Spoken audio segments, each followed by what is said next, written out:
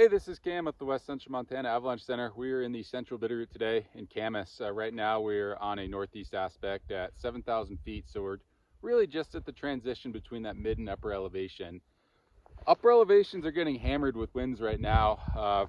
Chances of us getting a video with sound up there are pretty much non-existent, but strong west-southwest winds, and we're seeing lots of flagging and active wind transport off the ridge lines onto those east and north aspects. So anticipating some significant slab development on those aspects.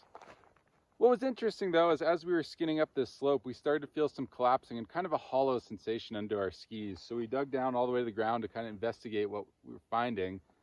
And what we found is we do have those persistent weak layers even kind of trending into this mid elevation just in this particular slope.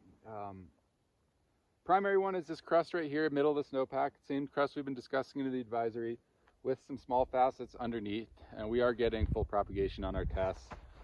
That additional load, as it's kind of really become more cohesive into a slab, full propagation on propagation saw tests and extended column tests with some significant mass to that slab.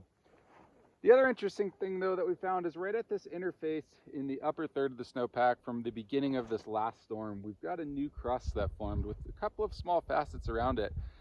And what happened there is at the start of this storm, temperatures were real warm, especially at mid elevation, and this snow was wet. And then this storm came in and cooled off quick, so we got some cold, dry snow on top of some warm, damp, even wet snow. And so that created this really strong temperature gradient right here, right at that interface. And as that crust formed, we also saw some faceting form around it. So although this isn't reactive right now, the primary reactive layer is down below it on that larger crust.